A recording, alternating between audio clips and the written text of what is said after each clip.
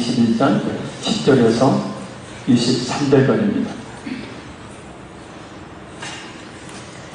구약성경 신명기 294페이지입니다. 신명기 21장 10절에서 23절까지 말씀입니다.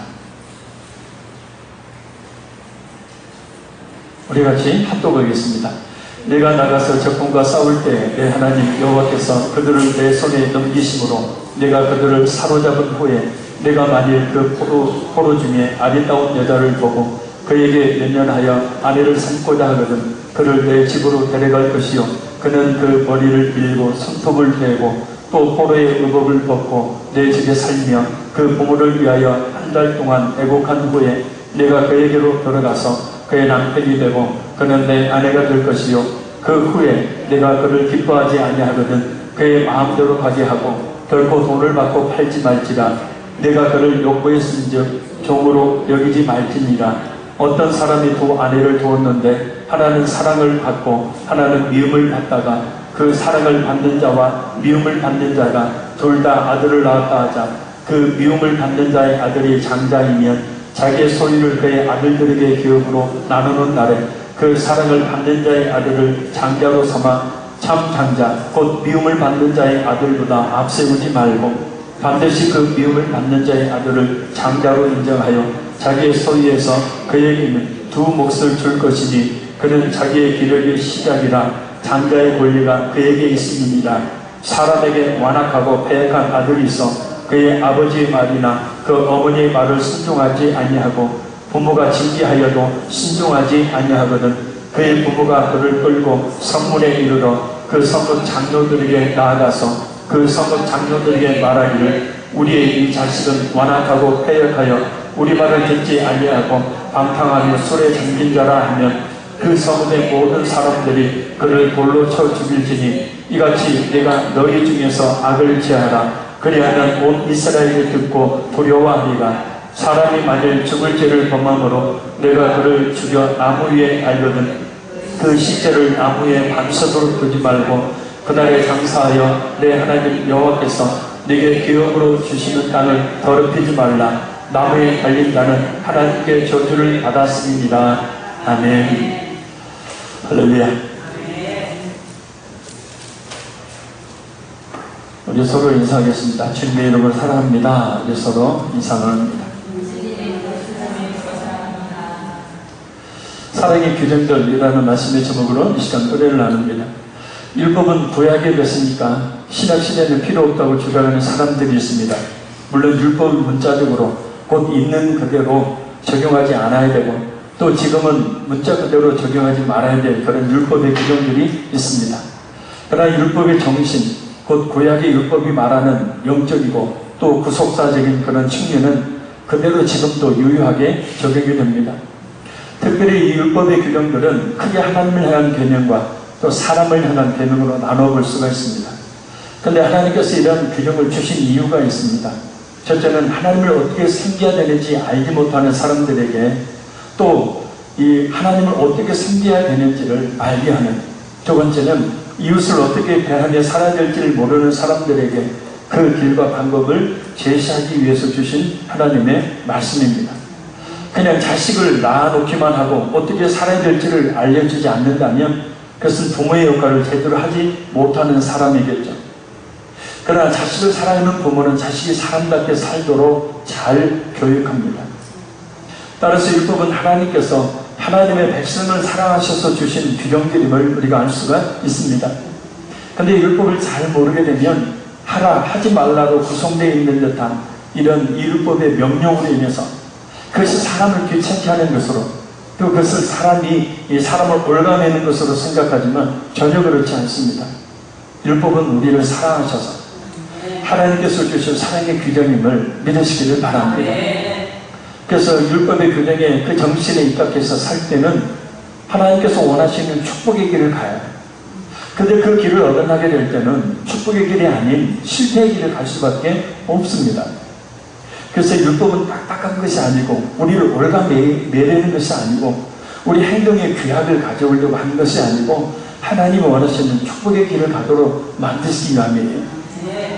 특별히 율법이 궁극적으로 하는 역할이 있었습니다. 그것은 갈라디아서 3장 21절에서 24절에 잘 나와 있습니다. 그러면 율법이 하나님의 약속들과 반대되는 것이냐? 결코 그럴 수 없느니라. 만일 능히 살게 하는 율법을 주셨더라면 의가 반드시 율법으로 말미암았으리라. 그러나 성경이 모든 것을 죄 아래 가두었으니 이는 예수 그리스도를 믿음으로 말미암는 약속을 믿는 자들에게 주려 합니다. 믿음이 오기 전에 우리는 율법 아래 매인바 되고 계시될 믿음의 때까지 갖췄느니라. 이같이 율법이 우리를 그리스도께로 인도하는 초동교사가 되어 우리로 하여금 믿음으로 말미암아 의롭다함을 얻게 하려 합니다. 바로 율법은 궁극적으로 율법을 받는 사람으로 하여금 자신이 그 율법의 규정들을 다 지키지 못하는 존재라는 사실을 알게 하는 겁니다. 그러니까 율법이 말하는 그 존재를, 율법이 말하는 것들을 지키지 못한다는 것은 뭐냐면 자신이 그와 같이 불법을 행하는 죄인임을 깨달을 수밖에 없다는 거예요. 그래서 모든 율법의 완성자가 되시고 우리의 모든 죄의 문제를 해결해 주시는 예수님께로 인도하는 역할을 하는 존재가 바로 율법이라는 거예요. 오늘 본문도 그런 율법의 역할을 충실하게 시행하고 있는 말씀입니다. 성령 하나님께서 역사해 주셔서 그것을 깨닫는 귀한 은혜의 시간이 되기를 간절히 소원합니다. 오늘 본문 21장은 크게 5가지 규정으로 나오고 살펴볼 수 있습니다. 우리가 지난 예수일 밤 예배 때 첫 번째 규정에 대해서는 살펴보았고 오늘 이 시간에는 두 번째에서 5번째 규정까지 살펴보도록 합니다. 자, 두 번째는 여자 포로를 아내로 삼는 규정입니다. 우리 10절에서 14절 말씀을 다시 한번 읽겠습니다. 내가 나가서 적군과 싸울 때 내 하나님 여호와께서 그들을 내 손에 넘기심으로 내가 그들을 사로잡은 후에 내가 만일 그 포로 중에 아리따운 여자를 보고 그에게 연연하여 아내를 삼고자 하거든 그를 내 집으로 데려갈 것이요 그는 그 머리를 밀고 손톱을 베고 또 포로의 의복을 벗고 내 집에 살며 그 보물을 위하여 한 달 동안 애국한 후에 내가 그에게로 들어가서 그의 남편이 되고 그는 내 아내가 될 것이요 그 후에 내가 그를 기뻐하지 아니하거든 그의 마음대로 가게 하고 결코 돈을 팔지 말지니라. 내가 그를 욕보였은즉 종으로 여기지 말지니라. 아멘. 일상 백성들은 가나안 족속은 모두의 다 멸절을 시켜야만 했습니다. 가나안 족속들이 가지고 있었던 그런 우상 숭배를 자칫 그 사람들을 살려두었을 때 특별히 이 가나안 족속의 그 여자들을 아내로 맞이했을 때 그 우상을 틀림없이 숭배할 수밖에 없었기 때문입니다. 대표적인 예가 솔로몬이죠. 그렇게 하나님 앞에 바로 선 그런 사람이라고 했던 지혜롭다고 했던 솔로몬조차도 결국은 나중에 수많은 그런 이방 여자들을 아내로 맞이함으로 말미암아서 온갖 우상을 섬기는 그런 존재가 되고 말았던 것을 볼 수 있습니다. 그래서 가나안 족속의 모든 여인들은 모조리 다 죽이되 그 이외의 이방 여인은 자신의 아내로 삼을 수가 있었습니다. 여기서 아내로 삼을 수 있는 이 여자는 민수기 31장 8절을 보면 결혼하지 않는 처녀를 말합니다. 그리고 아내로 삼으라는 이 말씀은 일반적으로 전쟁에서 승리하게 되면 여성들에 대한 끔찍한 성폭행이나 또 학대 행위가 이루어지는 것을 방지하기 위해서입니다. 이방 민족들은 그것을 당연한 것으로 여겼지만 하나님의 거룩한 백성인 이스라엘 백성들은 그들과 달라야 된다는 겁니다. 할렐루야. 그래서 그들이 당연시 여기는 그런 행동들을 규약함을 통해서 하나님은 이스라엘 백성들의 거룩한 백성임을 드러내기를 원하셨다는 거예요.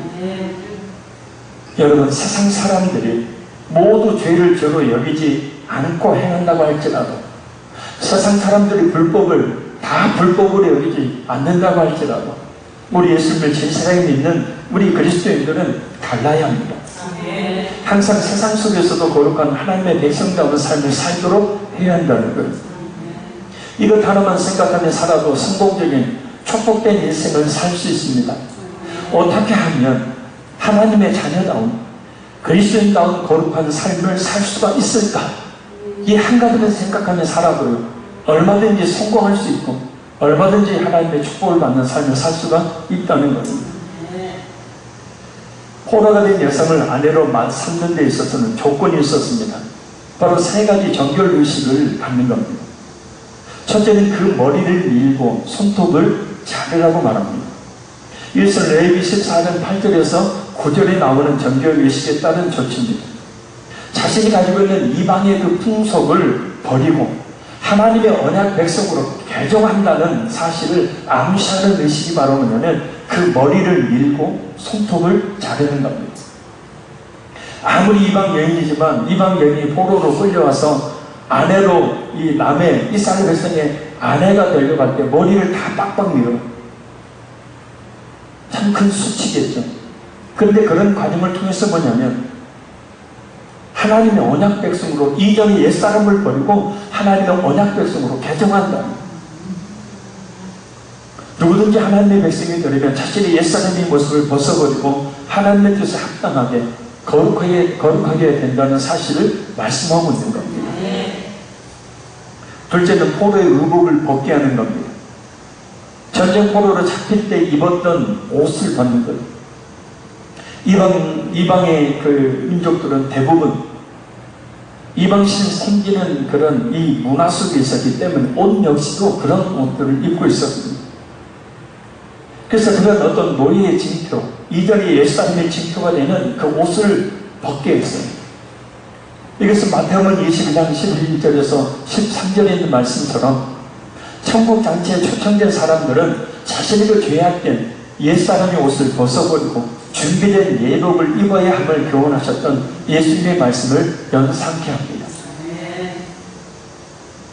천국 잔치에는 잔치에 맞는 의복을 입고 가야 되는데 잔치에 맞는 의복이 없이 그 잔치에 들어가려고 했을 때 그 잔치에 들어가지를 못하게 된다.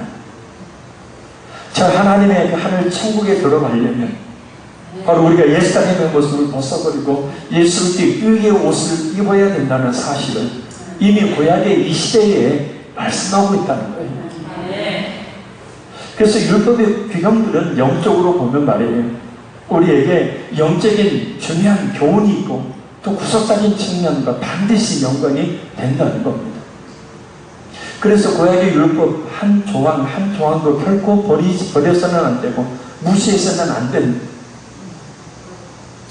원래는 27장의 말씀을 나눠보려고 했는데 이 본문 말씀을 다시 한번 묵상하는 가운데 이 본문 말씀을 통해서 오늘 우리 이스라엘에 살고 있는 우리에게 주는 교훈이 너무나 커서 이것을 건너뛸 수가 없었어요.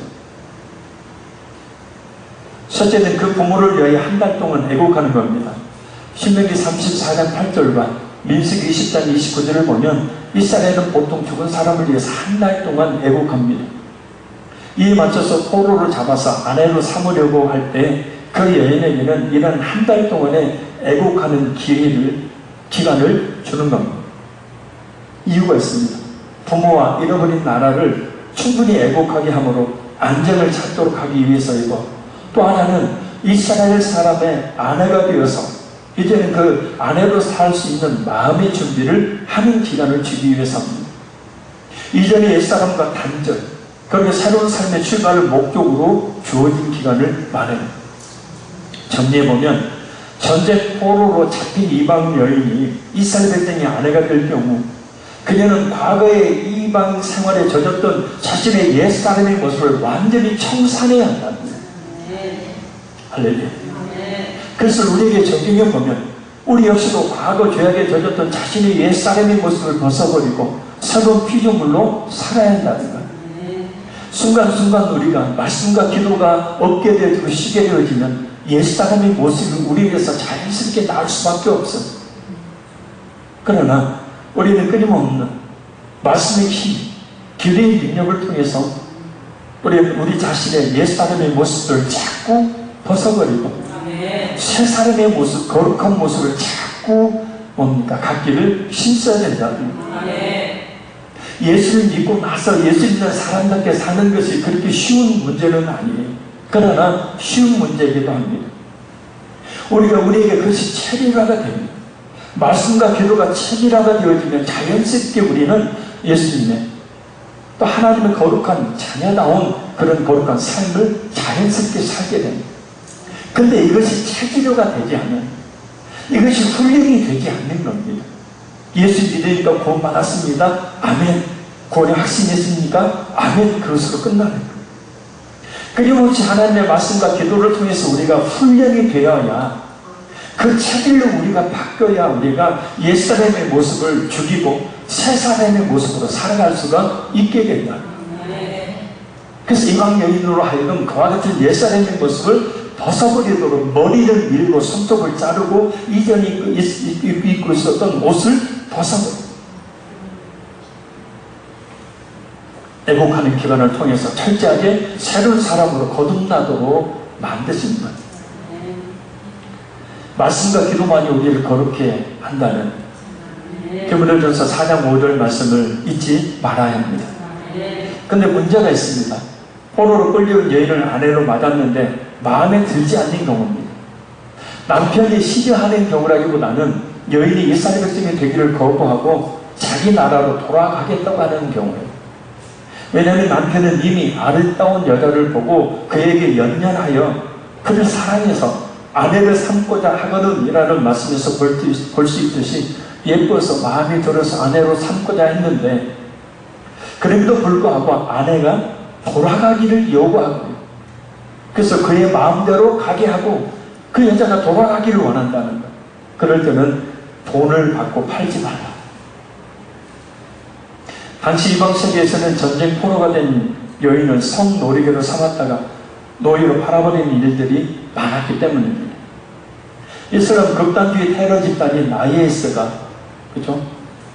여자 아이들을 성노리개로 삼았다가 다른 사람한테 팔 때 담배 한 값을 받고 팔아버린다고 합니다. 돈을 받고 팔지 않고 마음대로 가게 해줘야 되는 이유는 네가 그를 욕보했은즉, 즉 이미 몸을 버려놓았기 때문이고 이미 결혼해서 아내가 되었기 때문입니다. 참고로 우리 욕봤다라는 말은 수고했다라는 말 대신에 쓰는데, 욕봤다라는 말은 사실 써서는 안 돼요. 수고했다. 욕봤다라는 말은 이전에요, 이 위안부로 끌려가서 성노리개로 살다가 쿠사이생으로 돌아온 그 여인들을 향해서 사람들이 한 얘기랍니다. 몹쓸 욕을 받다. 그래서 여기서도 욕보였음직이라는 표를 써요. 이제 몸을 망쳐놨다는 것. 자, 우리는 여기서 하나님의 긍휼의 풍성하심이 어떤 것인지를 깨달아 알 수 있습니다. 당시 시대 그 상황에서 여자는 무시받는 상황이었고 전쟁 포로가 된 여인은 그저 성노리개, 노예로 취급됐던 시대였기 때문입니다. 그런 보잘것없는 그런 여인 하나에게도 관심을 가지시고 불쌍히 여기시는 하나님, 가난하고 힘이 없는 한 사람을 결코 외면하지 않으시고 불쌍히 여기시는 하나님의 긍휼하심의 깊은 사랑을 엿볼 수 있습니다. 기억하십시오. 하나님의 자녀인 우리 더더욱 하나님이 긍휼히 여기시지 않겠습니까? 하나님의 사랑이 이렇게 세심하게 우리 자신에게도 임하고 있다는 사실을 믿으시기 바랍니다. 우리를 잘 아시는 하나님, 우리 고난을 함께 하시는 하나님, 지금도 변함없이 우리를 위해서 기도하고 계시는 하나님, 그 하나님에게는 확신이 있다면 우리에게 그처럼 엄청난 힘과 능력이 되는 요소는 없습니다. 사람의 위로와 사람의 말 잠시 기쁨이 되고 힘이 될 수 있습니다. 그러나 무엇보다도 하나님이 이와 같이 세심하게 나를 살피고 계신다는 사실을 믿을 때 그것처럼 우리에게 힘과 능력이 되는 일은 없는 줄로 믿습니다. 참고로 오늘 본문을 통해서 부부관계에 대한 두 가지 이야기가 재미있는 이야기가 있습니다. 폴란드 격언에 이런 말이 있다고 해요. 최초의 아내는 신이 주고, 두 번째 아내는 사람이 주고, 세 번째 아내는 마귀가 준다. 그래서 처음 아내를 귀하게 여기라는 거죠. 어떤 사람이 이야기했는지 모르지만 이런 말이 있습니다. 남편의 눈보다 이 귀를 즐겁게 하라. 남편은 좋은 의복이나 좋은 장식에 끌리기보다는 아내의 상냥한 말에 행복을 느낀다. 좋은 아내와 몸의 건강은 가장 큰 보물이다. 할렐루야. 저도 그런 것 같아요. 막 비싼 옷을 사주고 뭘 하고 우리 집에 그런다는 얘기가 아니에요. 그런 것보다는 따뜻한 말 한마디가 남편은 행복을 느낀다. 아내도 그렇죠. 근데 아내는 뭘 사줘야 좋아하죠. 근데 남편들은 그렇대요. 따뜻한 상냥한 말 한마디. 당신이 최고다. 그렇죠? 내가 당신을 만난 것은 내 인생에 있어서 가장 잘한 일이에요. 한마디 해드리면 그냥 남편이 기고만장해버립니다. 세상이 내 것 같다. 근데 어떻게 하는 짓이 맨날 그 모양이에요.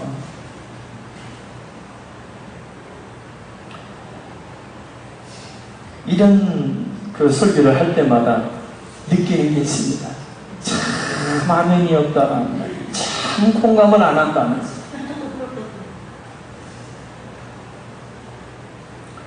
자, 셋째는 장자의 상속권에 관한 규정입니다.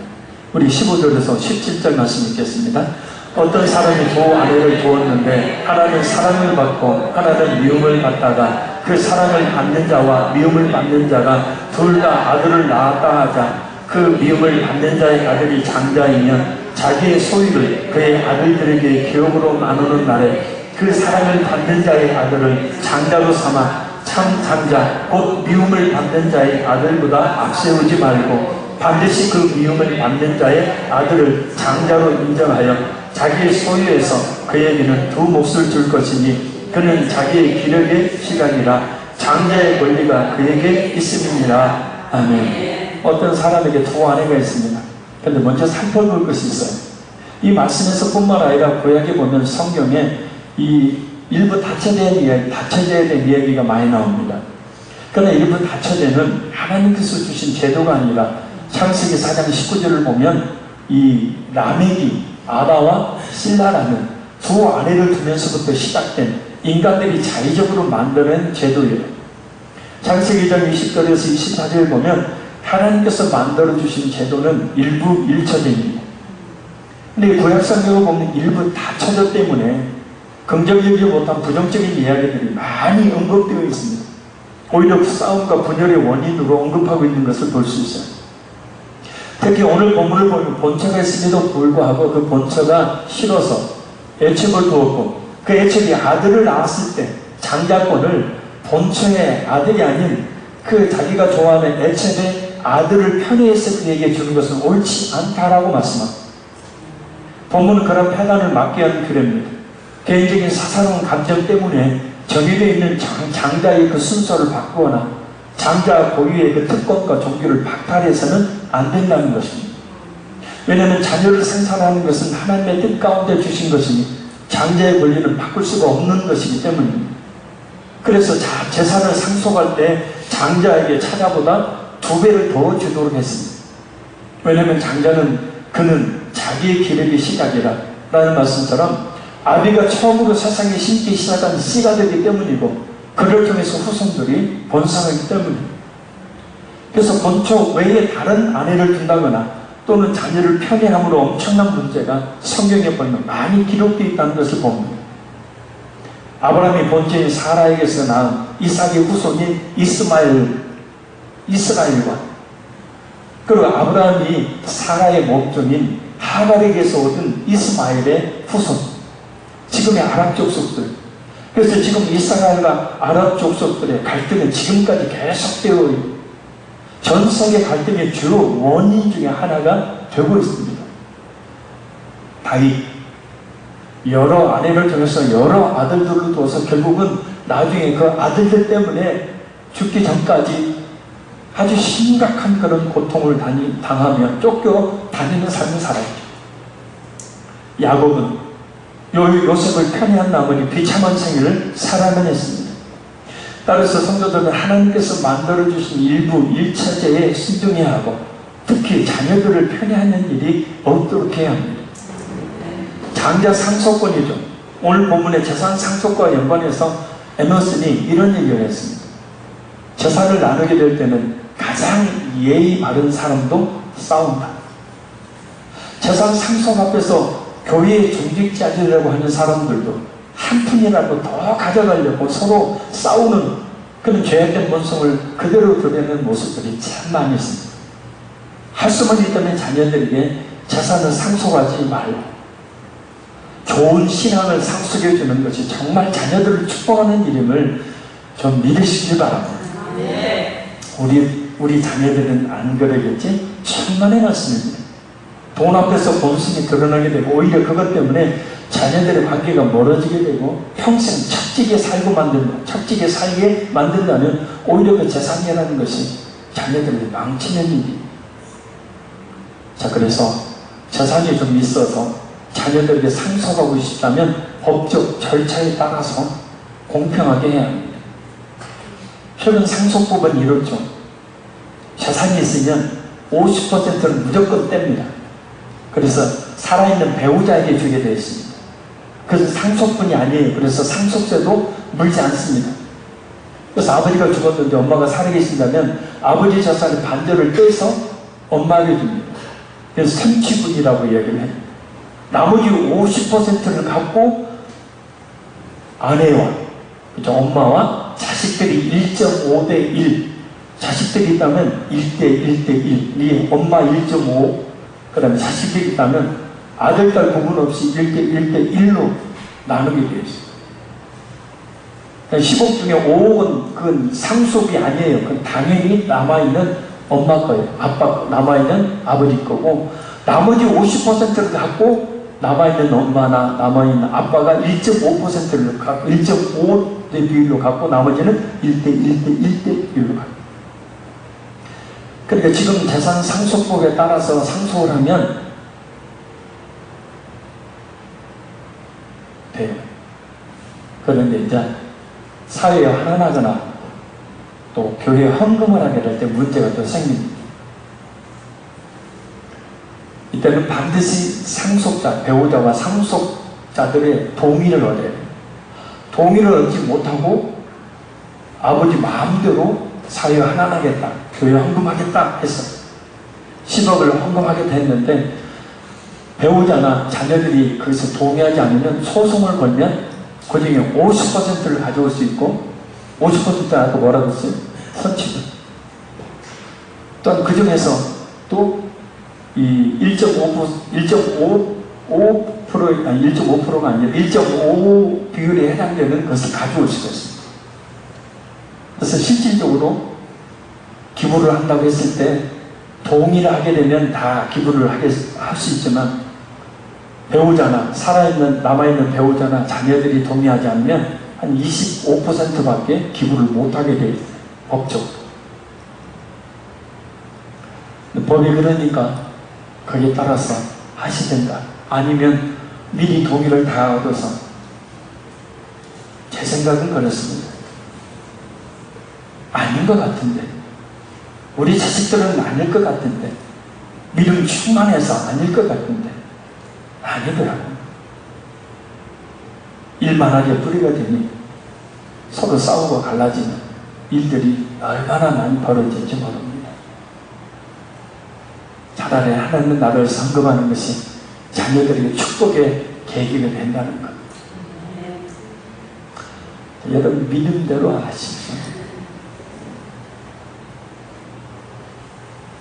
넷째는 불효자에 대한 규정입니다. 자, 18절에서 21절 말씀 읽겠습니다. 사람에게 완악하고 패역한 아들이 있어 그의 아버지의 말이나 그 어머니의 말을 순종하지 아니하고 부모가 징계하여도 순종하지 아니하거든 그의 부모가 그를 끌고 성문에 이르러 그 성읍 장로들에게 나아가서 그 성읍 장로들에게 말하기를 우리의 이 자식은 완악하고 패역하여 우리 말을 듣지 아니하고 방파하며 술에 잠긴 자라 하며 그 성읍의 모든 사람들이 그를 돌로 쳐 죽일지니 이같이 네가 너희 중에서 악을 취하라. 그리하면 이스라엘이 듣고 두려워하리라 하는. 아버지 번에 순종하지 않고 어머니 말도 듣지 않는 방탕에서 항상 술에 쩔어있는 그런 자식. 그래서 징계를 했음에도 불구하고 듣지 아니할 경우에 대한 처리 규정입니다. 자, 이때 부모는 자식을 붙들어서 성읍 장로들에게 넘겨주어야 했습니다. 그러면 장로들의 그 부모의 호소를 듣고 그 자식의 패역한 것이 사실로 드러나면 성읍 모든 사람들이 달려들어서 돌로 쳐서 그를 사형에 처하라는 말씀입니다. 어떻게 보면 인륜의 어긋나는 매장한 처사로 여길 수가 있습니다. 그러나 십계명의 제5계명, 자, 들어보십시오. 십계명에 두 돌판이 있었는데 우리가 생각하는 것은 1계명에서 4계명이 한 돌판에, 5계명에서 나머지 10계명까지가 두 번째 돌판에 기록되어 있는 줄 아는데 사실은 그렇지 않고 하나님에 대한 계명에 해당되는 마지막 5계명, 내 부모를 공경하라는 계명이 하나님에 대한 계명에 해당되는 돌판에 기록되었다는 사실이에요. 왜죠? 부모를 공경하는 것은 이것은 인간의 관계에 관한 것이 아니고 하나님과의 관계의 문제, 종교적인 문제라는 겁니다. 왜냐? 부모는 하나님을 대신해서 자녀들을 훈육하고 다스릴 책임을 부여받은 하나님의 대리자이기 때문입니다. 그래서 자녀들은 부모의 권위에 절대 순종해야만 합니다. 더욱이 이런 자녀의 패역함을 방치한다면 그것이 이스라엘 공동체 전체에 영향을 미쳐서 공동체의 거룩함을 유지해야 하는 의무가 있었기 때문에 그대로 놔두게 되어지면 심각한 영향을 미치기 때문에 자기의 자녀라 할지라도 계속해서 회개하지 않고 돌이키지 않는다면 마땅히 죽이라 합니다. 어떻게 사랑의 하나님이 이와 같은 계명을 주실 수가 있느냐? 그만큼 전체 공동체의 영향에 중지한 그런 영향을 미치기 때문에 그렇다는 거예요. 그래서 그 자녀를 위한 일이기도 하죠, 사실. 자, 우리는 여기서 몇 가지 교훈을 얻을 수 있습니다. 첫째는 부모는 자식이 본받을 만한 신앙의 모범을 보여야 한다는 거예요. 네. 할렐루야. 네. 그러면 자녀들이 쉽게 삐뚤어지지 않습니다. 네. 둘째, 부모는 자녀가 부모의 권위에 순종하도록 스스로 삶의 모범을 보여야 한다. 네. 셋째, 자녀는 부모가 하나님의 대리자임을 명심하고 그 권위에 순종해야 하고 또한 효도해야 한다는 거예요. 왜냐하면 에베소서 6장 1절에 3절 말씀처럼 그렇게 하면 주 안에 사는 모든 일이 잘되고 장수하고 물질적인 축복을 주신다고 약속하고 있기 때문입니다. 그러니까 이 말씀을 거꾸로 뒤집어서 보면 부모에게 불순종하는 삶, 부모를 거역하고 날마다 부모에게 속 썩이는 삶을 사니까 복 못 받는 거예요. 실제 어떤 그런 분이 있잖아요. 부모가 말씀을 깨닫고 부모에게 효도하려고 보니까 부모가 다 돌아가시고 나서 효도할 부모가 없어서 이 성도가 생각해내는 것이 목사님 사모님을 부모로 여기고 최선을 다해서 섬기는 거예요. 그런데 그렇게 잘 안 되는 사업이 잘 되더라는 거예요. 이 말을 오해하지 마세요. 목사님도 자기 부모처럼 여기 섬기라고 했는데 이런 말 하지 마시고 그만큼요 하나님의 물질적인 축복, 장수 하는 모든 일이 잘 되는 복이 부모를 공경할 때 따른다는 거예요. 그러니까 구약에는 율법에 순종하면 계명에 순종하면 하나님이 다른 축복을 많이 약속하고 있어요. 그런데 신약에서 유일하게 장수와 물질의 복을 약속하고 있는 계명이 뭐냐면 네 부모를 공경하라. 그리하면 네가 땅에서 잘 되고 네가 장수할 것이다. 이것이 약속 있는 첫 계명이다 라고 말씀을 해요. 자, 부모는 자녀들에게 신앙과 삶에 있어서 모범이 되어야 하고 반대로 자녀는 부모에게 효도해야 합니다. 자신이 부모에게 한 그대로 자식을 통해서 그대로 받게 된다는 것을 잊지 마십시오. 뿌린 대로 거둔다고 했어요. 행한 대로 갚아주신다고 했어요. 내가 부모에게 한 그대로 내 자식들은 어떻게 그대로 잘하는지 그대로 나한테 해요. 그러니 어떻게 해야 되겠습니까? 따라합니다. 내가 한 그대로 받게 된다. 무서운 얘기죠. 그렇지만 또 하나님의 축복이 말씀이에요. 그래서 잘하세요. 부모님께 잘하는 것은 쉬운 말로 돈 버는 비결이에요. 부모님이 살아계신다는 것은 하나님의 축복해 주신 계기가 되는 겁니다. 마지막 다섯째, 저주의 죽음에 대한 규정입니다. 22절에서 23절 읽겠습니다.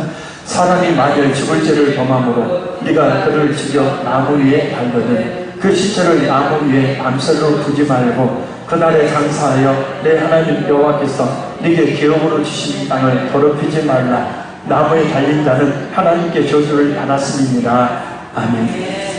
이 말씀은 어떤 사람이 사형에 해당되는 죄를 범해서 사형이 집행된 뒤에 그 범죄자의 시체 처리에 대한 규정입니다. 특히 사형수의 시체를 나무에 매달아 두라라는 이유는 법에 따른 처벌, 곧 공의가 실현됐다는 사실을 모든 사람 앞에 보여주기 위함이고, 또 한 가지는 그 사형수와 같은 죄를 범하지 말라는 죄악을 예방하기 위한 목적이 있었기 때문입니다. 그러나 그 사형수의 시체를 밤새도록 매달아 두어서 거룩하고 신성한 가나안 땅을 더럽히지 말라는 규정입니다. 근데 여기서 보면 우리에게 익숙한 말씀이 하나 나오죠. 나무에 달린 자는 하나님께 저주를 받았습니다. 갈라디아 3장 13절을 보면 바울 사도는 예수님이 주신 십자가를 저주의 십자가라고 말합니다. 이 본문 이 말씀을 인용합니다. 그리스도께서 우리를 위하여 저주를 받은 바 되사 율법의 저주에서 우리를 속량하셨으니 기록된 바 나무에 달린 자마다 저주 아래에 있는 자라 하였습니다. 그러니까 예수님께서 나무 십자가에 달려 죽으신 것은 저주의 죽음이다. 예수님이 십자가에 달려 죽으신 이유는 저주를 받으셨기 때문입니다. 그리고 예수님께서 그렇게 나무 십자가에 달려 저주를 받으신 이유는 바로 우리의 죄가 그 몸 안에 있기 때문입니다. 저주를 받을 만한 아무런 죄도 짓지 아니하신 예수님께서 그렇게 저주받은 십자가에 매달려 죽으신 이유는 바로 그 몸에 우리의 과거, 현재, 미래의 모든 죄, 곧 우리가 우리의 죄로 말미암아 받아야 될 저주를 대신 그 나무 십자가, 저주의 십자가를 짊어지셨기 때문에 그를 통해서 저주를 대신 받으신 한마디로 예수님이 그렇게 끔찍한 저주의 십자가에 죽게 한 장본인은 유대인도 아니고 바리새인들도 아니고 군병들도 아니고 바로 이 자리에 있는 우리 자신이다.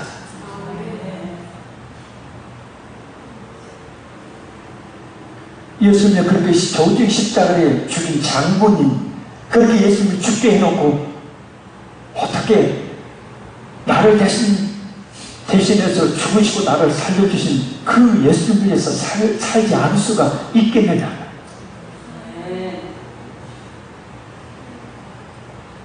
예수님은 그렇게 우리가 받아야 될 모든 죄에 대한 저주를 받으시고 십자가에 죽으셨습니다.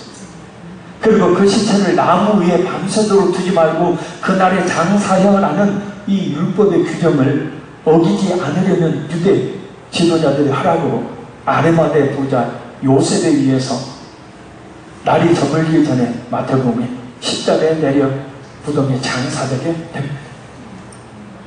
이 사형수의 죽음이 예수님 십자가의 죽음, 곧 그 구속사에게 그 정죄의 십자가의 죽음에 놀라운 구원의 은혜와 구속사적 맥락을 같이 하고 잊지 마시고 또 믿어야 합니다. 예수님 십자가에 죽으시면 저주의 죽음, 우리 그 엄청난 과거, 현재, 미래의 모든 죄를 그 몸에 지셨기 때문에 받으신 것이고, 예수님께서 그 십자가라는 저주의 십자가에 죽으신 것은 우리의 그 엄청난 과거, 현재, 미래의 모든 죄에 대한 저주를 대신 받으신 것이라는 사실 말입니다. 그렇게 예수님께서 저주의 십자가를 주시고 우리의 모든 죄에 대한 우리가 받아야 될 저주를 대신 받으셨기에 우리가 저주를 받지 않고 영원한 하늘 천국의 생명을 누리게 됨을 믿으시길 바랍니다. 그래서 이와 같은 사실을 바울 사도는 로마서 8장 1절에서 2절에 이렇게 선언합니다. 그러므로 이제 그리스도 예수 안에 있는 자들은 결코 정죄함이 없나니 이는 그리스도 예수 안에 있는 생명의 성령의 법이 죄와 사망의 법에서 너희를 해방하였습니다.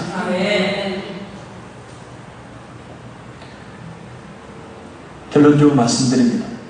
오늘 본문 말씀을 통해서 몇 가지 교훈들을 정리해보고 그것들을 붙들고 이 시간 기도하기를 원합니다.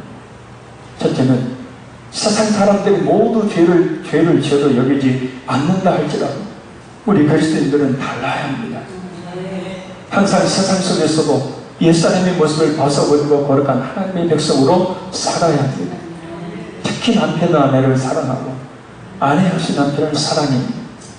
둘째, 혹시라도 재산이 있다면 법적 절차에 따라서 자녀들이 공평하게 상속하고. 그러나 가급적 하나님 나라를 위해 헌금하는 것이 자녀들의 미래와 축복과 자녀들의 관계를 위해 좋은 일이 됩니다. 셋째, 부모는 자녀들이 본받을 만한 신앙과 인격의 모범을 보여야 되고, 자녀들은 부모가 하나님의 대리자임을 명심하고 그 권위에 순종하고, 또한 부모에게 효도할 때 하나님께서 하는 모든 일이 잘되게 하시고 땅에서 장수하게 하시는 축복을 내려 주십니다. 넷째, 나무에 달려 죽은 저주의 십자가를 통해 우리가 잊지 말고 또 믿어야 하는 것이 있습니다. 예수님의 그 저주의 십자가의 죽음은 우리의 엄청난 과거, 현재, 미래의 모든 일을 그 몸에 지셨기 때문에 받으신 저주의 죽으심이고, 그렇게 예수님께서 우리를 대신하여 우리가 받아야 될 우리의 죄에 대한 저주를 받으셨기에 우리가 저주를 받지 아니하고 영원한 하나님 생명을 얻게 되었다는 사실입니다. 우리 이 시간 한번 통성으로 기도합니다. 하나님, 옛사람 벗어버리고 거룩한 하나님의 백성답게 살게 주옵시고, 부모 자녀들이 본받을 만한 신앙과 인격의 모범을 보이게 하시고 부모의 권위에 순종하고 효도하게 하시고, 예수님의 저주의 십자가에 죽으시면과 무엇인지 깨닫고 하나님 확실히 믿는 믿음 가운데 거하게 해 주옵소서.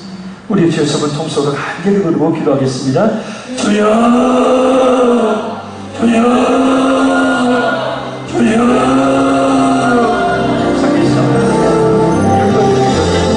우리에게 주신 하나님의 긍정의 것을 다시 한번 깨닫습니다. 주님, 세상 사람들이 모두 죄를 저들에게 얇고 행할지라도 우리 믿는 그 역사에 이렇게 도우시기를 바랍니다. 예수님 없을 구속을 위하시고 거룩한 하나님의 백성에게 살시는 역사를 우리 가운데 이루어지기를 소원합니다. 혹시라도 우리에게 공평하게 자녀들에게 상속하는 역사를 있게 하시고 하나님의 나라를 위하여 선동하며 자녀들의 미래와 축복과 또 자녀들의 은혜를 위해서 언제 기꺼이 하나님의 역사들을 기뻐하시기를 간절히 원합니다. 또 내려진 기록을 받아 우리 자녀들이 본받을 만한 신앙과 인격의 공부를 부모를 보이게 하시고 자녀들은 부모가 하나님의 대리자를 명심하고 그 권위에 순종해서 부모에게 보가는 역사를 도와주시기를 간절히 원합니다. 그 백성 땅에 사는 모든 일들이 잘되고 장수하며 하나님의 그늘에 영광을 받는 모든 우리에게 자손들에게 함께하여 주시옵소서. 특별히 예수님의 저주의 십자가에 죽으시니 그 의미가 무엇인지 깨달아 알게 하시고, 예수님께서 우리의 모든 과거의 미래의 죄를 그 몸에 짊어지셨기에 그 저주의 십자가에 죽으심을 보아요 우리가 다시는 저주를 받지 않고 저 영원한 하늘 축복의 승리를 얻게 됐다는 사실을 확실히 믿는 역사에 있게 도와주시기를 간절히 원합니다. 주님, 오늘 우리에게 주신 네 가지 이 귀한 교훈들을 우리 마음속에 심고 또 새기게 도와주시고 그 하나님의 말씀을 순종하며 삶의 삶에 제대로 도와주시기를 간절히 소원합니다. 주님, 함께하여 주시옵소서. 두 번째 기도 제목 기도하겠습니다. 특별히 우리 이제 한 주간 남아있는 우리 초등부 여름 성령학교를 위해서 특별히 성령의 강력한 임재가 있는 해서 모든 아이들이 성령받고 주의 백성으로 거듭 역사가 있게 하나님 도와주시나, 또 우리 중고등부 서린을 통해서 우리 모든 우리 중고등부 친구들이 주님 꼭 만나고 완전히 변화되는 역사가 있게 하나님 도와주시나고, 아버지 이런 수련의 성령학교를 통해서 성의 강력한 임재 속에 그들이 주님을 그렇게 만나는 역사가 있게 도와주시라고, 이 기회가 우리 주님께서 그들을 만나주시는 강력한 역사하시는 기회가 될 수 있도록 도와주시라고 우리 주 예수님을 통성으로 간절히 기도하겠습니다. 주여, 주여, 주여. 살리시라고 하나님께서 우리 초등부 여러 성령학교 소년 한 주가 남았습니다. 아버지 하나님께서 그들을 긍휼히 여기셔서 그들에게 무엇보다 생명만과 진만한 역사에 도와주시기를 간절히 원합니다. 그리스도 우리 시민들이 공부의 시간을 뺏기고 세상의 즐거움에 넘치는 시간을 뺏겨서 하나님을 찾는 그런 일들을 타올려 주시고 갈수록 그들의 하나님을 찾지 않고 있는데 주여, 이번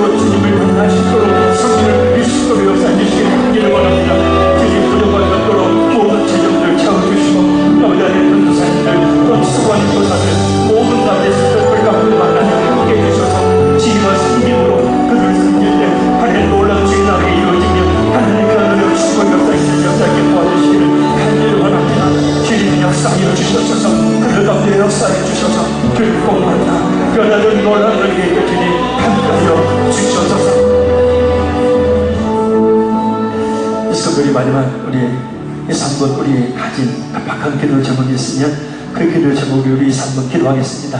주여 제목으로 기도합니다. 주여 주여 주여 한상의 기도를 들으신 주님 이 손을 주가 우리 한결의 가문을 주님께 드려보니 이 손을 그분을 두렵게 해주시는 한결을 소원합니다. 주님의 한결의 가문을 기도합니다. 우리의 은혜를 가운데 주님 놀라운 역사에 있게 하시고 인내의 수만 하나님 주님의 그에게 있는 도와주시는 한결을 원합니다. 주님 한결을 보내주셔서 주께서 구원하신 영혼 주님의 귀한 지자서만 주님의 귀한 나라 귀한 일들을 심한 영혼을 보내주시기를 한결을 원합니다. 그래서 주의 목표는 그의 아버지 하나님 정신 역사에 도와주시고 그래서 하나님의 나라를 위하여 또 예수를 복음을 역사에 도와주시기를 한결을 원합니다. 신실한 믿음이 있는 그 믿음이 공동체 그 신으로 도와주시고 주님이 인도하여 주시옵소서. 모든 어르신께서 예수를 주셨는데 아버지 하나님 늘 성도 충만한 은혜를 하여 주시고 하나님의 나라가 늘 이루어지게 도와주시며 그들의 살아있는 모습이 너희 역사를 그에게 되게 하시고 성령 하나님 그에게 되게 하시며 모든 성령의 충만한 인재 능력이 있는 아버지 그에게 되게 도와주시기를 한결을 원합니다. 성령의 강연 신령한 은사와 능력을 역사하시는 주의 모든 그에게 되게 하시고 아버지 하나님 특별히 선지자 모든 우리 성도들에게 그 직원들 주님 돌아가하여 주시옵시고 응답하라진 남편과 너의 죄들에게 주여 함께하여 주시옵소서. 주의 말씀이 살아있는 이 시간 그 말씀이 역사하는